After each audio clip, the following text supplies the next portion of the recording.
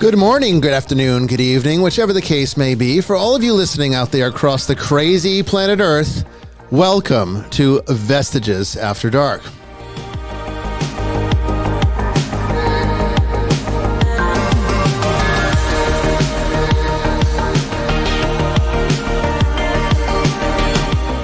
And I am your host, Bishop Brian Willett, coming to you live from the deep woods of Western Georgia on this October 8th, 2022.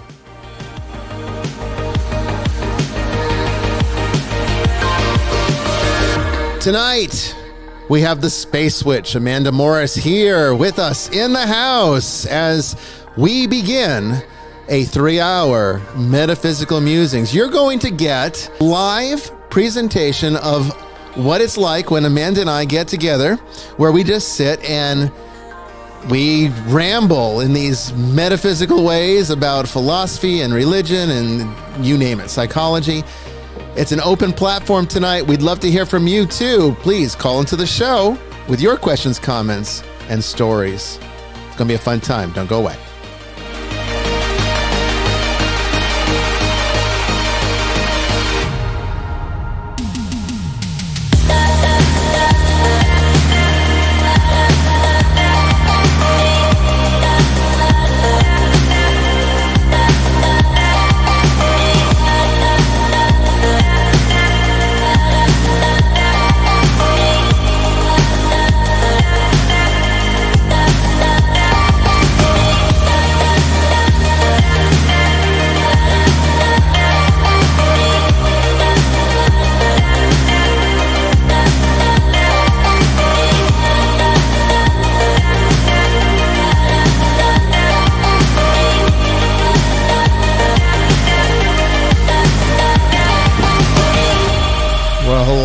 Everybody, I hope you're all having a wonderful evening tonight, and I'm noticing that there are some streaming issues right at the start. I do not understand why this is all of a sudden becoming a problem. I am hoping that this is not something that's going to disconnect us. Usually it self-corrects, but we're having, for some reason, a poor buffering moment here right at the stop of the show.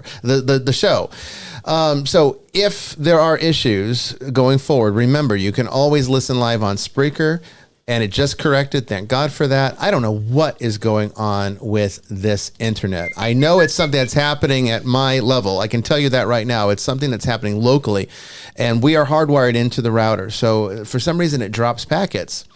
And that's not good when you're trying to do a live stream, particularly when you're doing a podcast. Fortunately, the audio doesn't get affected. So the podcast part of the show is not affected. And that is good, I guess, for like iHeartRadio, and really the majority of our audience is listening that way. But it's not good for you guys who like the streaming on Facebook and Twitter and Twitch and YouTube. But hopefully it will go well tonight, okay? Because we got a great show. We have a fantastic show, and I'm going to get to it in just a moment. But we always like to start off with questions from the ether. Questions and comments from the ether, actually. And guess what? Brandon gave us another one again. And this is something that's kind of relevant to the paranormal, and I kind of feel it's something that we can kind of talk a little bit about. It might be a bit controversial to some, and I don't really care because I like controversy. But here we go. He asks, I hope I'm asking this question correctly. I'm partnering with another group to host investigations for October. He's a paranormal investigator, if you haven't figured that out. And he says, and one of the locations is a Civil War field hospital that we're trying to raise money for to restore. Activity will be what I'd consider normal, but here recently another entity makes itself known and gives us ugly, malevolent responses. So my question is it possible to be able to remove a single entity while keeping the others? I'm not a fan of making money off the dead, but the money is going to restore the building, so I justify it that way. So it's a good question. I am not a fan of haunted tourism. We were actually talking about that tonight at dinner, and I really am actually quite bothered by haunted tourism. I think that we have a responsibility to the dead to help them move on and cross over and give them the best opportunity they can for the very arduous dying process. The dead who are lost, those that are stuck in what would be a haunting situation, are in an absolute state of horror or terror or fear or unpleasantness at the very least. And can you imagine being a person who's in a state of fear or anxiety, and people are exploiting your condition for their entertainment and paying thousands of dollars for the privilege to be able to be spooked out this way? So haunted tourism, I think, is very problematic. As far as, like, some people might say, well, what about Zach Bagans' Haunted Museum? I mean, certainly you've been there, you work with Zach, he's a colleague of yours. Aren't you bothered by this? For me, okay, because Zach's not just collecting hauntings, Zach's collecting things that have a malevolent, almost exclusively a malevolent connection of some kind.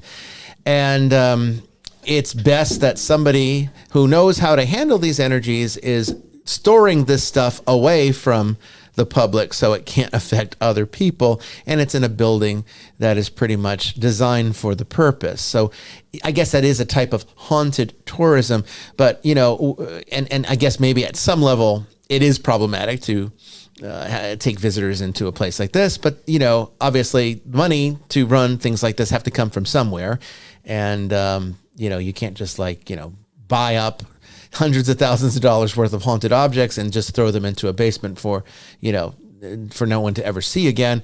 I can understand why it has to be like a museum format.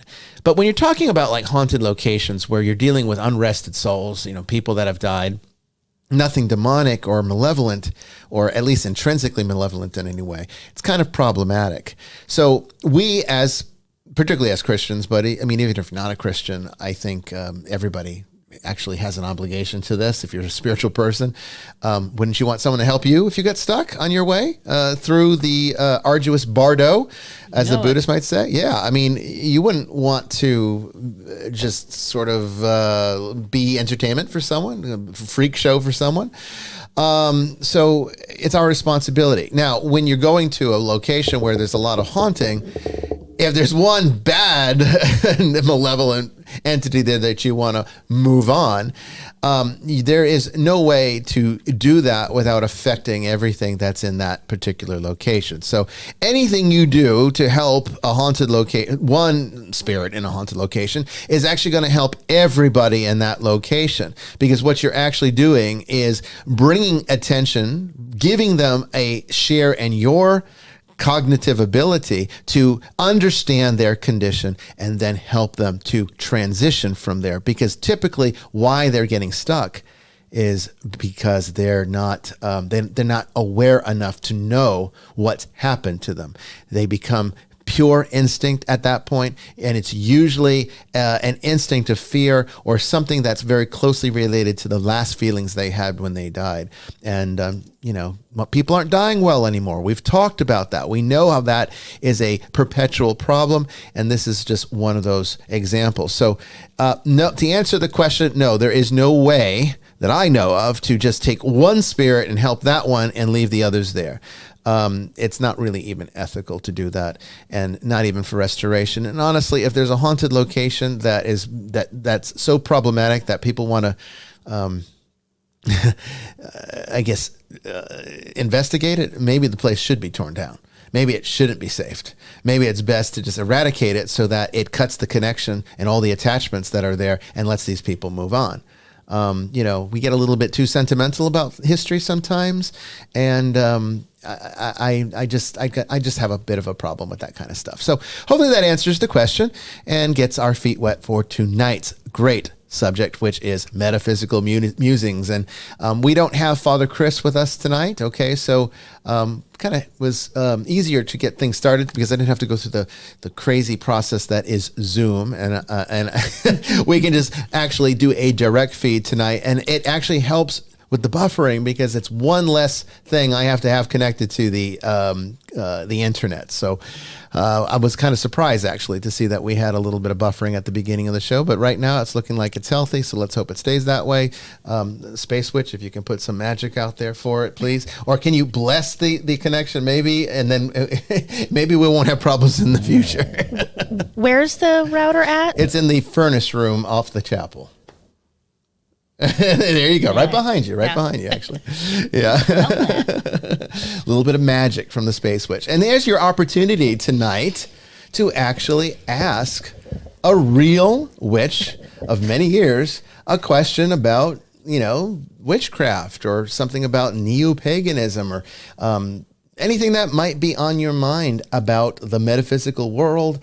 Sometimes we talk about the New Age, and sometimes we talk about, every number of things. So tonight, it's kind of a specialized open lines, open topics. It's a special night. We couldn't do it on Tuesday because we had Mass.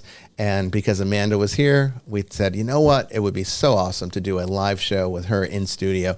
So we're here tonight to do that. So I guess let's get started. Now, we've been talking all since you've been here about some really interesting metaphysical topics. We kind of got into it a little bit even at Mass tonight. If you watched the Mass, some of it was kind of inspired the homily.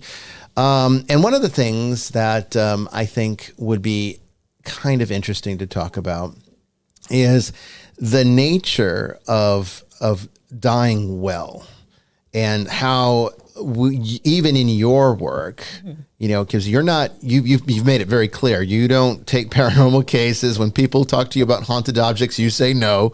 That's not your area of practice.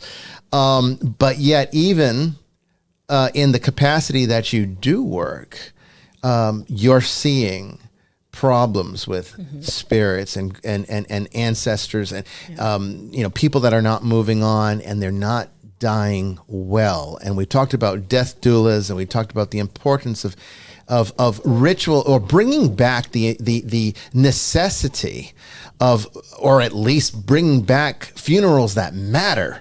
Because, and I think Father Chris, it's too bad he couldn't be with us tonight on Saturday, but it would be really interesting to hear what he has to say about this, because he touched on this too, that people in their usual selfish, egocentric mentality have made it about them. These funerals are now about their sadness, their grief, they're wanting to wallow in it, or, maybe feel encouraged and feel better about the death. But it's no longer, in most cases, about the person who's died or helping that person move on. Now, the Catholic faith and the Orthodox faith still has the rite of Christian burial. And so in the Catholic Church, at least, you have the wake, which is kind of serves the purpose of letting everybody get together and have their, their grief. And then it comes to the, when we do the actual funeral, then it's about the person who's died. It's about preparing them for the kingdom of God, at least in the Christian tradition, and then properly burying them, not keeping the ashes, not turning the ashes into jewelry, but actually resting those ashes. So, or body. If the person chooses just traditional burial, or if they're cremated, does not matter. The rites of Christian burial still apply. The Protestant churches are largely not doing anything like this. They don't think they have to, because their theology is now teaching them the erroneous position that when you die, you either go to heaven or hell instantaneously, and there's no sense in you don't have to pray for the dead, because it's like this automatic thing. There's no getting stuck. There's no such thing as ghosts. Ghosts are demons pretending to be your dead loved ones. That's the kind of nonsense that's being taught today in most Protestant or non-Catholic churches. And even some Catholic churches are teaching that too. So I can't even say that the Catholic Church is a safe environment for this. It's not. This is all leading to people dying very poorly, because funerals are no longer about preparing the dead. It's no longer about, and it used to be a very intimate thing. The dead person would usually stay in the home. It'd usually be several days before they would then make the preparations to move them out. You had the time as a dying person, as a dead person, to prepare yourself without the traumas of being carted off, because the spirit's still very much connected to that body after death is declared. I can guarantee you of that. And can you imagine going through embalming thinking you're still alive? Can you imagine being thrown into a crematorium furnace when you think you're still alive and you're still present there in some sort of instinctual way, but yet all of these horrific things are adding to the trauma of death when they don't need to be. And this is not being taught, and this is not being dealt with. And I find it very interesting that in addition to the work that Jamie and I do, seeing all these unrested souls, well, Amanda was talking about all the ones that she's been seeing and dealing with. And so I guess that's a good place to start off tonight. So what do you think about all that? And what have you seen, I guess? Where should we start from your vantage point, Amanda? Well, I think as a neo-pagan, one of the things that happens is that when folks in our community pass away, their family of origin usually is the one who has like the legal custody of the body. Mm-hmm. And so any decisions that are made that the person hasn't put explicitly into a will or some type of legal document, any decisions that are made are controlled by the family. Neo-paganism is a religion of converts, mostly. Right. I mean, how many are actually born into it? Not too many. Yeah. And if they are, the parents usually don't raise their children as pagan. So what I see is that when a pagan passes, all of the same Protestant Christian stuff happens, but in addition to that, the pagan community, the religious community might hold a wake, is very common, a memorial service. Kind of our rule of thumb is that we don't do any type of rituals for the dead or any like divination with the dead or communication with the dead or the underworld until the person has been gone for a year. Because we want to give the person time to pass if they need to pass. Mm-hmm. If we start talking to them too quickly, then they become attached here. And you form the attachment. Yeah. So a really good example is when Ruth Bader Ginsburg passed, and for when she's Jewish, very Jewish, was not pagan, but a lot of folks created like votive prayer candles for her. Mm-hmm. And used them right away. And I was like, man, this poor woman, for one, is not pagan. Yeah. It's not of her tradition that uses icons or votives. And let her rest, like let her pass. Yeah. Most neo-pagan traditions feel that around Samhain or Halloween, so between like October, November is when if spirits are going to communicate with us or come back and visit us, that's about the time they do it. And that's when we see folks doing ancestor altars. And the idea is to honor them, to feed the dead, to remember them. We have this saying, what is remembered lives, which basically means when like to anything that is alive in our memories, is alive, is still living. Mm-hmm. But also that knowledge that, anyone can tell stories about me, but when those people die, unless I've done something mythic, I'm gone. I'm just gone. Yeah. But to go back to like funeral rites, I think it's really unfortunate that the Protestant default kind of takes over. And then that person, with no regard, most of the time, to that person's own personal beliefs or practices. Or spiritual needs. Right, exactly. Yeah. And so I have two folks in my coven who are training to be death doulas. One of them's a registered nurse. Wow, that's fascinating. Yeah. No, they're really doing some really great work. Yeah. And as a registered nurse who's working on an ICU unit with elderly folks who are often passing for various reasons, part of her calling, part of her ministry, she mm-hmm. wouldn't use that word, but part of her ministry is helping the person have a good death. Mm-hmm. And that often includes like washing the body, being there while the family washes the body, mm-hmm. playing music for the family, letting the family have as much time as they want with the body as much time as they need. She told us the story as you were talking about giving the corpse time to figure out what's going on. Right. And I was telling the story of this patient of hers who just wouldn't die, had been very sick and had basically no heartbeat, but technically every time a nurse checked, there would be something just like a little faint, a little faint. And it was happening like every 7 minutes or something. Not like quite ready to go. Yeah. And so they had to keep her there because she wasn't dead yet. And it took hours. And she was like, how the body could do that. But of course, my friend who's a death doula is like, well, it's not the body doing that. This is not just random electrical impulses. Like, this woman is finishing up whatever she's doing. Like, she's, or is still there closely attached to the body, perhaps.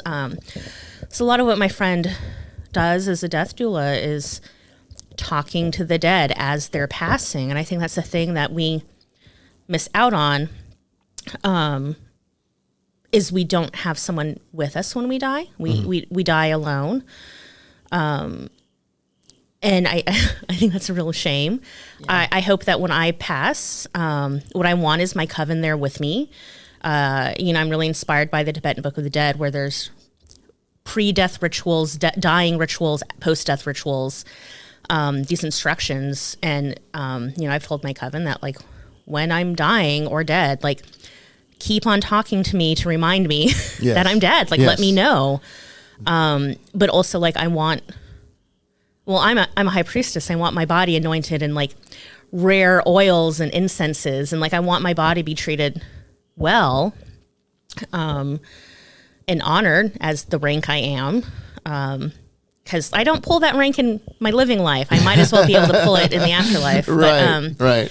But it's really important for me to have my coven there when I'm dying, if I can manage that, because I want that help to pass. And we just don't have that in our Western culture. Like, there's no passing help. There is not. I'm going to ask you to do something. If you wouldn't mind disconnecting this from your headset for just a second, and we're going to pull it underneath because it's scraping against the microphone and creating a little bit of feedback. Give me just a second. Stretch. The problem is it wasn't set up properly. I should have put it underneath before we got started, and I thought it was, and it wasn't. So it was over the table, and when it's over the table, any movement of your head keeps this kind of scratchy cord making that crazy noise. So it's driving him crazy. It is. Well, I'm sure it's driving the audience crazy too, because it's really coming through kind of loud. Okay, that should be fixed now. That won't be happening again. Sorry about that, everyone. Now, there's an interesting question here that kind of leads in, I think, to sort of, again, what we were talking about. Now, Amanda, she doesn't have Travel Channel and doesn't have Discovery Plus. So she had never seen up until yesterday one of my ghost adventures. Now, she's known about it.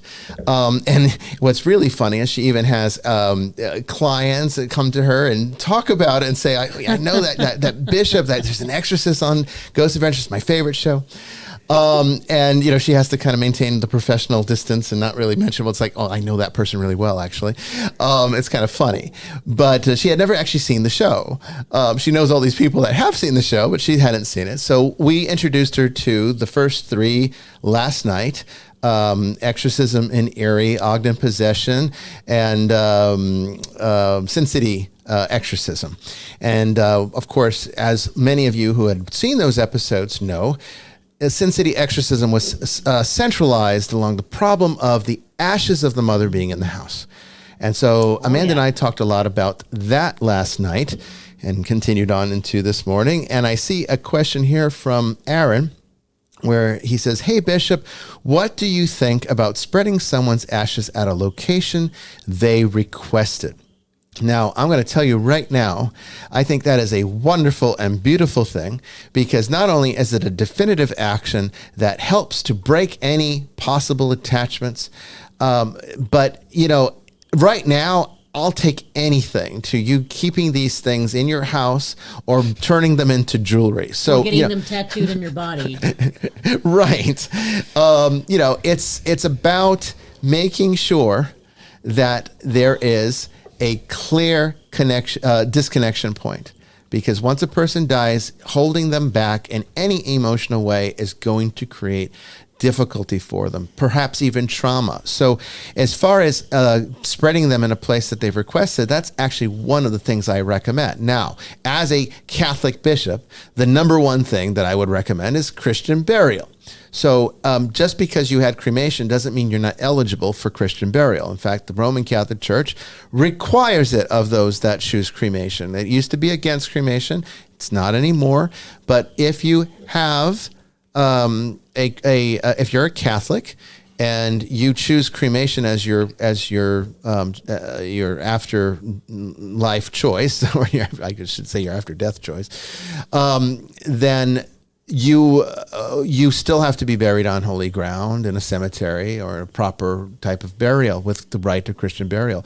You don't take the ashes with you home. You don't turn them into jewelry. You don't turn them into tattoos. You don't keep them on your mantle, and you don't even scatter them in the Roman Catholic Church. Not even that is considered acceptable.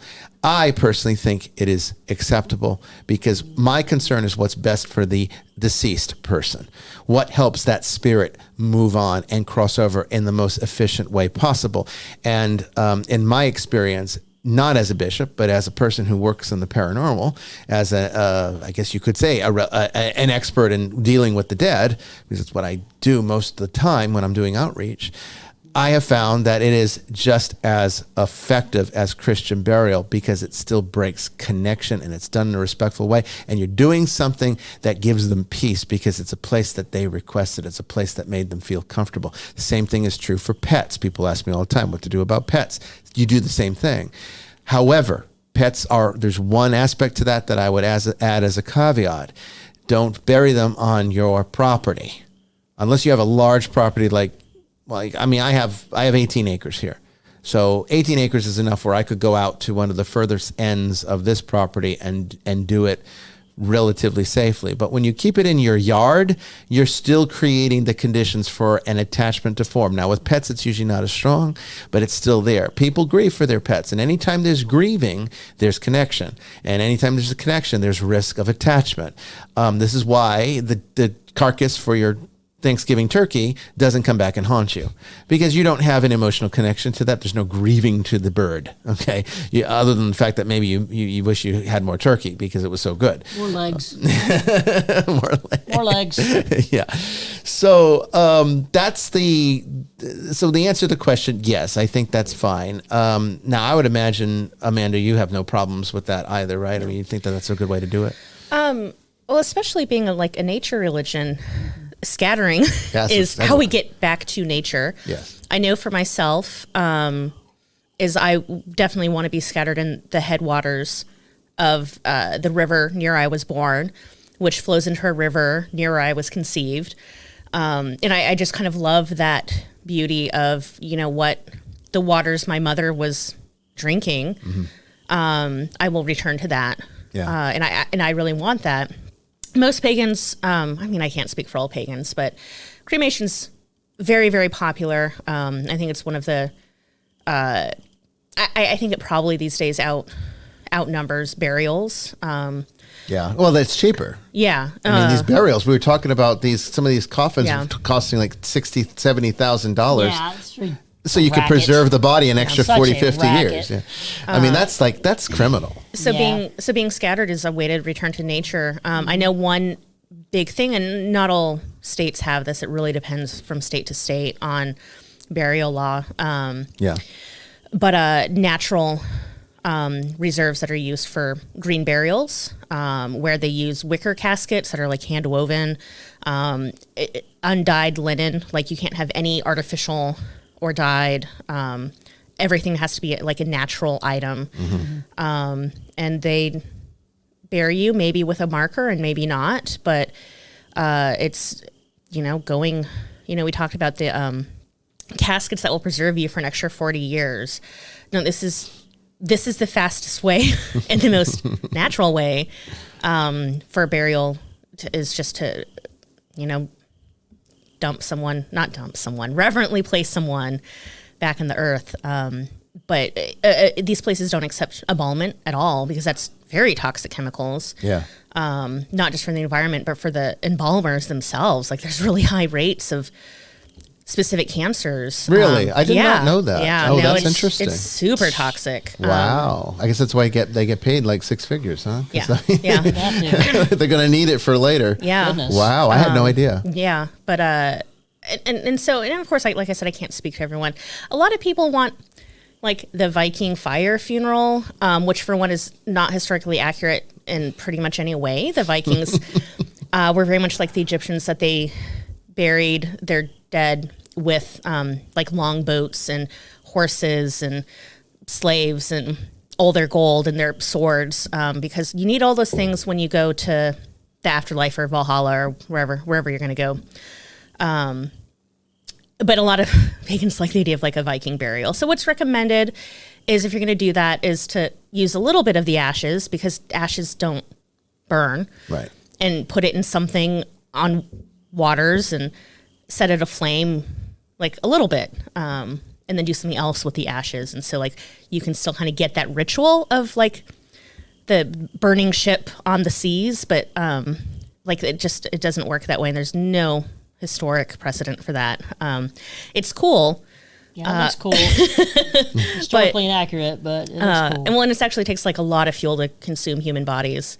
Yeah. And if it's a boat on water, there's just not enough fuel to, you just have a half-burnt rotten corpse floating in the fjord. That's not what they did. Not appealing. Yeah, I can see why that's not a desirable thing. Now, for me, I've always been very much attracted to the Tibetan sky burial. Mm-hmm. Now, I imagine that that's also probably against almost every U.S. state's law. I don't think there's any state in the U.S. that lets you do anything like that. Yeah. So Doubt it. there's limits to how far you can go with, unless you're willing to, like, I guess, set aside a lot of resources so that your family can travel to a country where maybe that could be done. But, I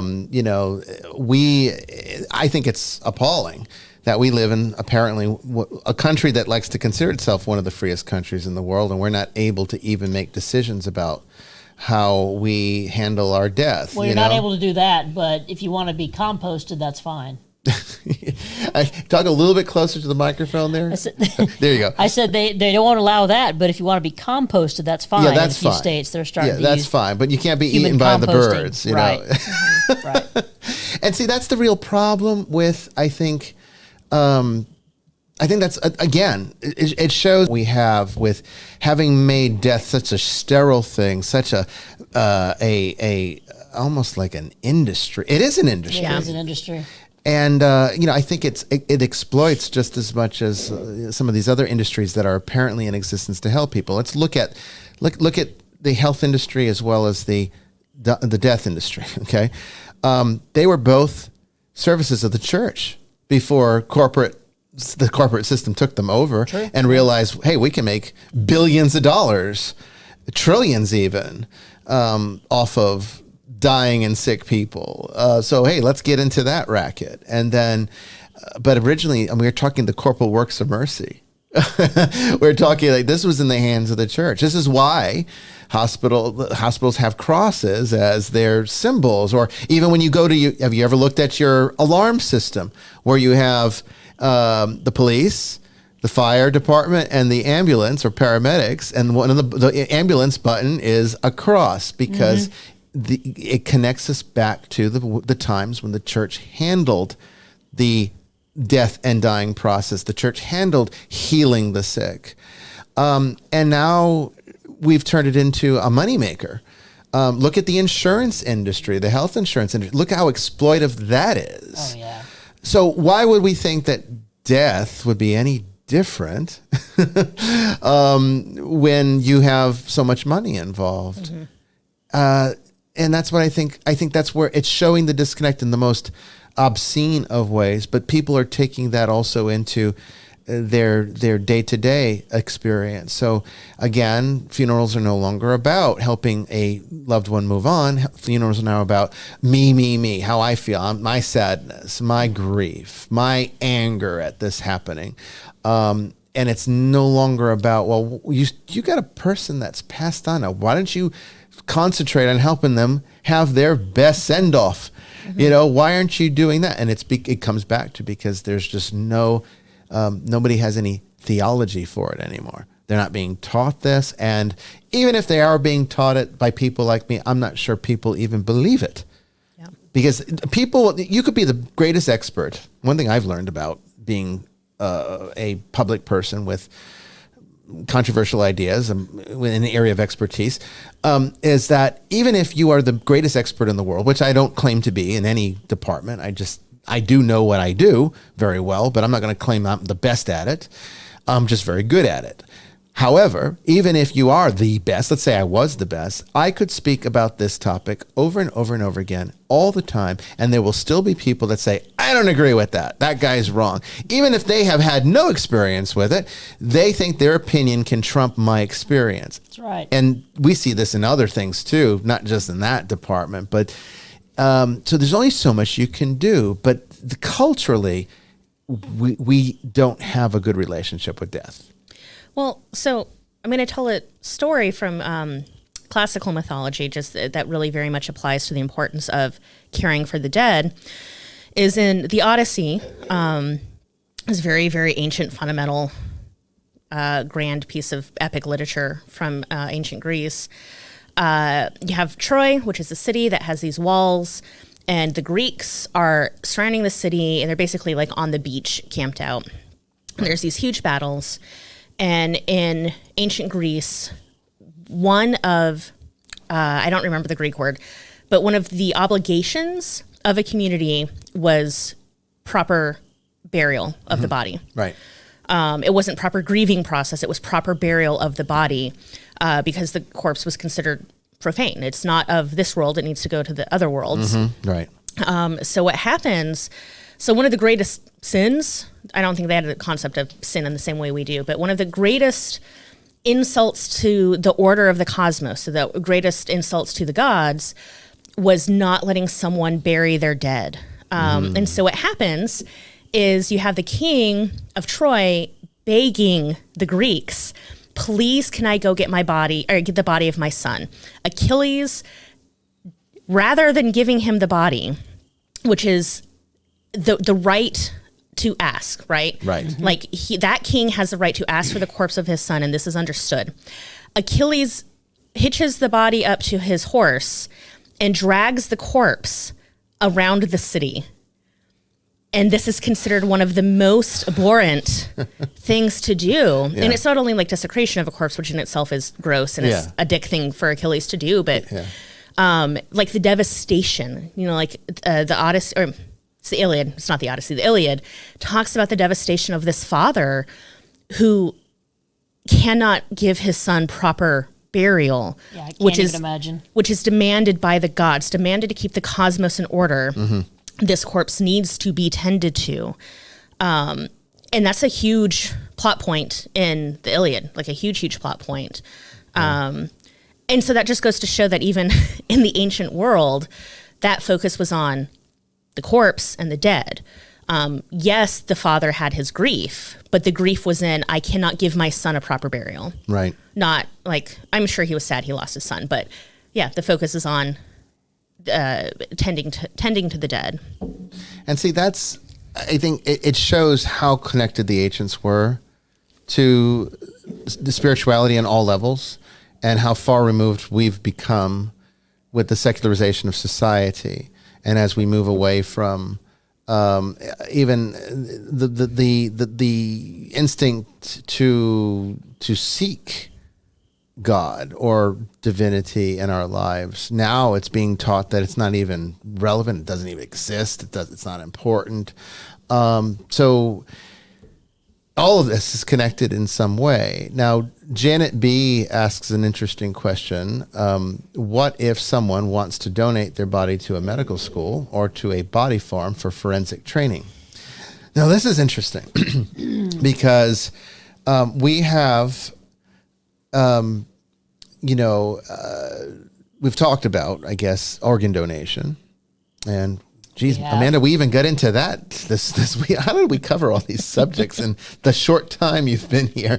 I have no idea, but we did. We even talked about organ donation and how people start to pick up the characteristics of the person who donated.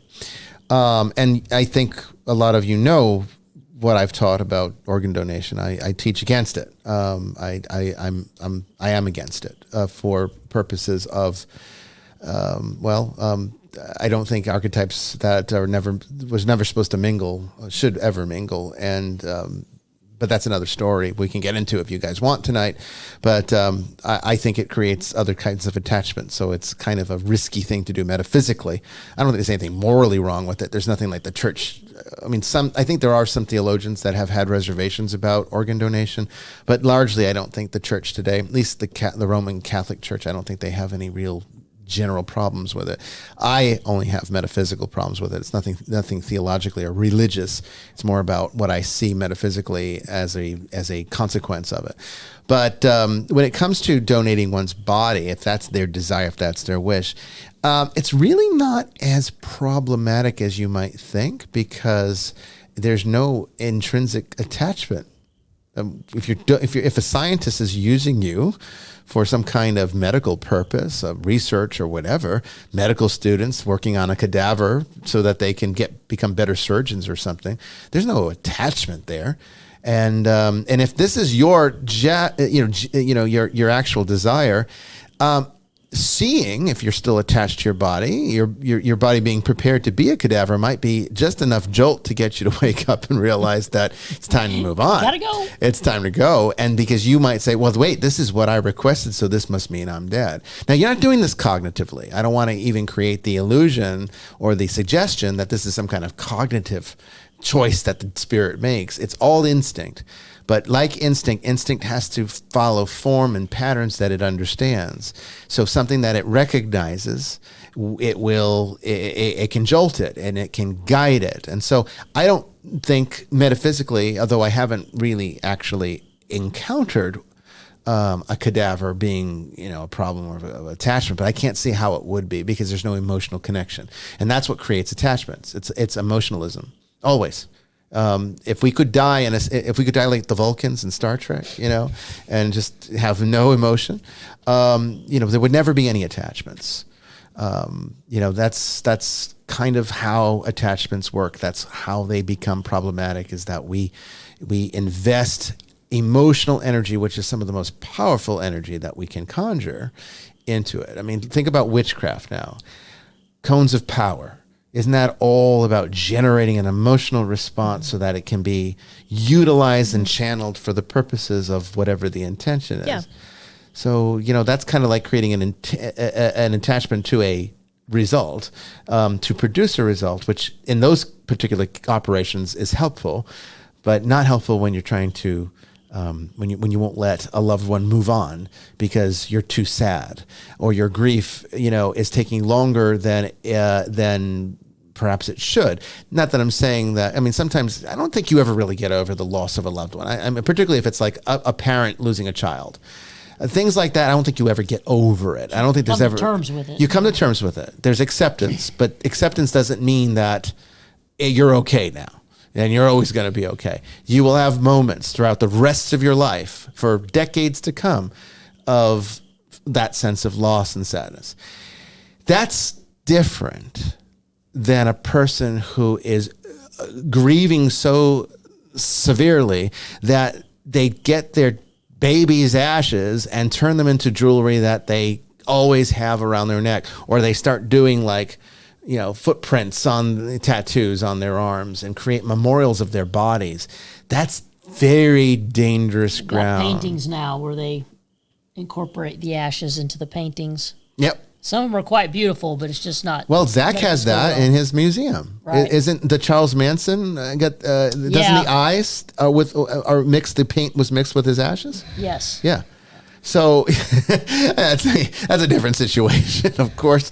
But it's very typical of Zach's interest in the things that the darkness of human nature, which is really the realm of the demonic. I think we need to get away a little bit from seeing the devil as this external force and start recognizing that it is a personification, a thought form, if you will, of our fallen nature and our tendency to become or do the wrong thing, to be selfish and to be less than perfect and charitable. I think that's really a better way to approach the concept of the devil. So yeah, I mean, as far as the cadaver, I don't think that's going to be a problem at all. Would I do it? No, because I have very different interest in how I want to see myself go. And like I said, if I had access to the Tibetan sky burial, that would be my choice. If that was something I could guarantee I could do, that would be how I'd want to be. Well, and I handled. kind of love that for you, because one of the functions of the sky burial is not just to return to nature, but from what I understand, the acolyte monks, the apprentice monks, very early on in their training would be sent to go and hang out with the corpses on the mountainside. And it was basically, the lesson is, look at what you will become. This flesh is just meat for the birds and bones for the birds that will be blown away off the mountainside. It's a type of meditation. And to help the young monks not have attachment to their own flesh and their own bodies, because that's the outcome, is you're a rotting, stinking corpse and you're food for the birds. Yeah.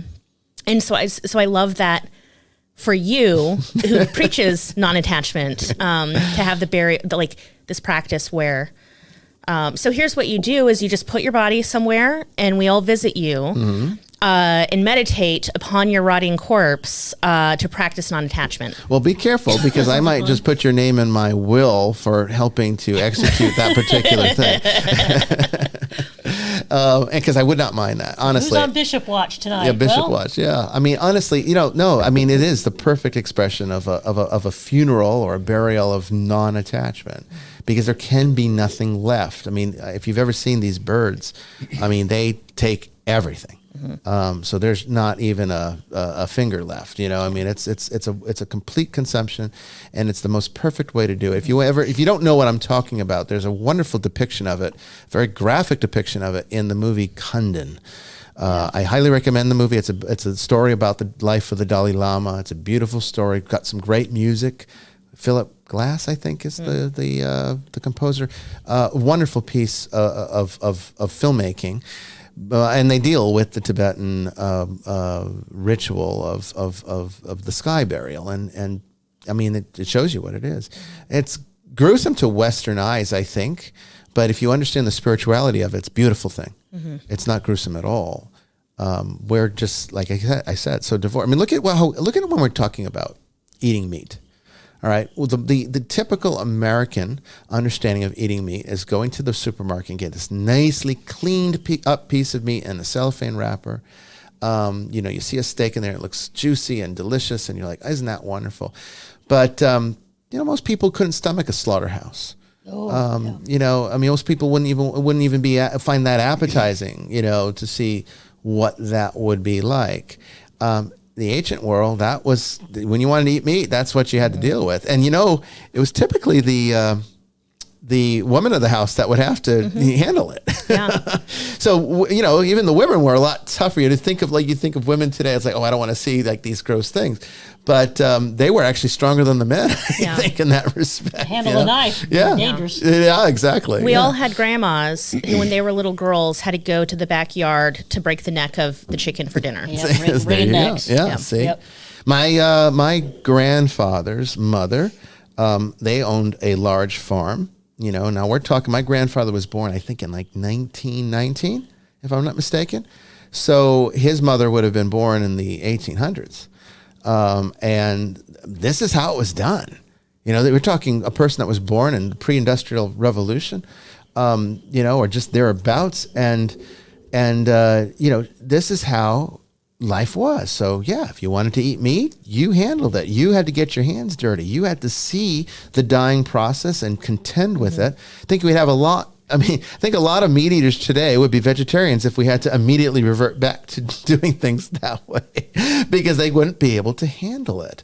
And I think some of that has to do with, again, a lack of spiritual connection. I like how Native Americans, will actually offer the spirit of an animal that they hunt as a way of, making peace with that spirit, giving thanks for it, giving its life for your nourishment. We don't think like that anymore. We just want to go and get that freaking piece of meat at the store, and we want to go home and throw it on the grill, and we don't want to get our hands dirty, and we don't want to think about any spiritual consequences. This is how sterile we've become. I will say, literally, the best turkey I ever had is I have a friend who used to work on an educational farm. So she and her students raised turkeys from little incubator eggs up until a turkey. And we definitely ate one of her hand-raised education school turkeys for Thanksgiving. Oh, wow. And it was literally the best turkey. And I love turkey meat. It was the best turkey meat I've ever had in my life. And she brought the feathers so we could see the feathers. They were beautiful. My cats still love to play with these feathers. And she made a point to be like, this was an animal that was raised and cared for, and I thanked it. Yep. And I it was delicious. And I feel not only that it was like a natural turkey, but it was raised and slaughtered with love, and we ate it for Thanksgiving in a ritual of love and communion. Yeah.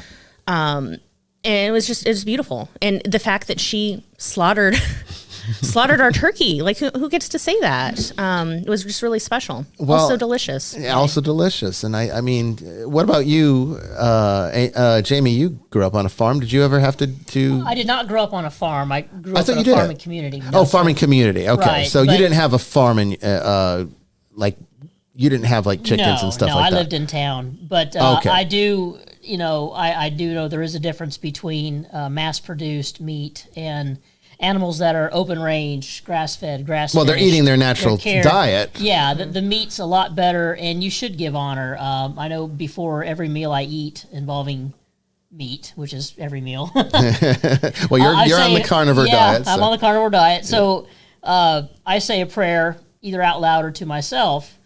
I give honor to the animal that's giving up its life for my nourishment. And after you say that, it's respectful, because they're put on this earth for us to be stewards of, to take care of, and in return they nourish us. But we need to be respectful both ways.